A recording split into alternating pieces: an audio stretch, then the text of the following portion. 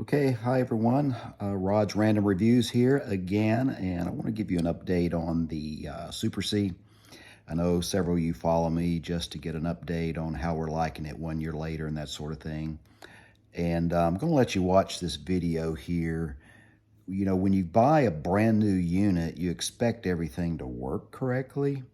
And if you have an upgrade done, you expect them to install it correctly at the showcase where you bought the unit from, a brand new large showcase. Not always the case. If they put in a new Go Power, if they put in new lithium batteries, if they put in new solar, don't necessarily think that they're going to install it correctly. So watch this and I'll pop back. All right, here goes the video. What are we looking at here, basically, sir? In the settings down here, Right. there is, wait a minute, that's the wrong one. Let me get back to the right one here. Right here. Power. You hit the little lightning symbol there. Uh-huh. Go Power Solar. And you've got all this screen here. It tells you what it's doing, the voltages, and how many ampere hours it's put out. And that's the status screen. Right. And you got configuration screens here. It tells you all your setups, your parameters, and see how it's got one of 5? Yes. You've got 5 different screens there that you can go through. And it's, you know, a lot of your settings and stuff.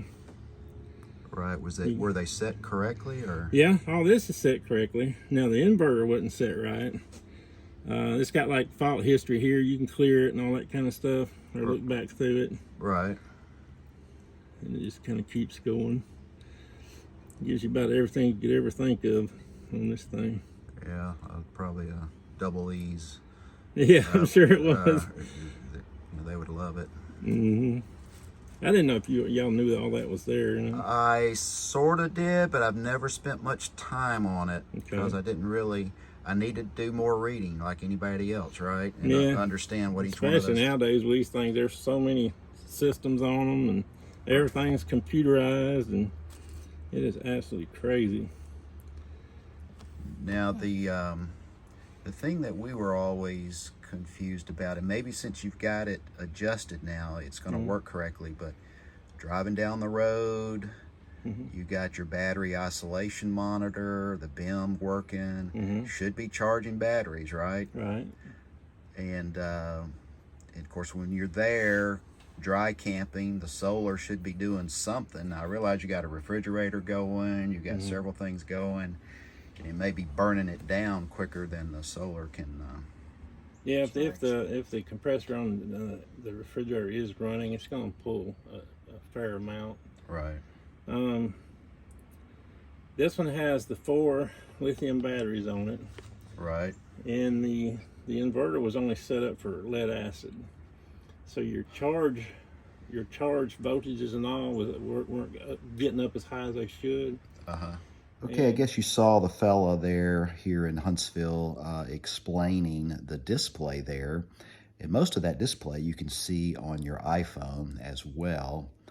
So and I'll just go ahead and say it, I don't mean to throw anyone under the bus, but it's been a mess. But when RV1 installed my new lithium batteries, took the AGMs out and all that, and put a new inverter in, they did not adjust the inverter Go Power system to the new lithium battery. So I was always having issues with it not charging correctly.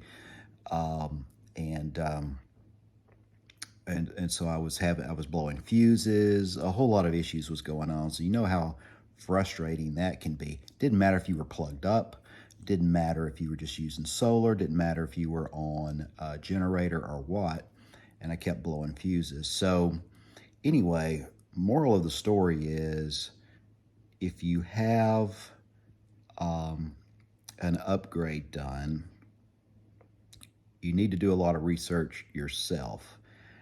And you want to trust these technicians, you want to trust them, but they make mistakes, they're in a hurry. It's almost every place that I've taken my RV, there's always like a 3-month waiting list to get your RV worked on.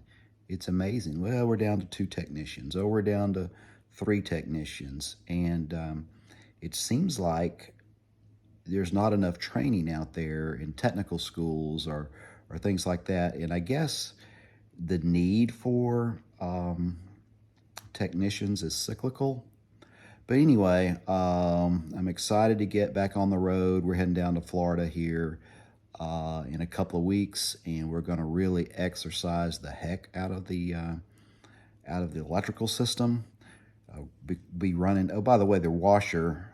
This is a recurring thing with the washers that are coming in the Jaycos or the Entegra, the small washing machines.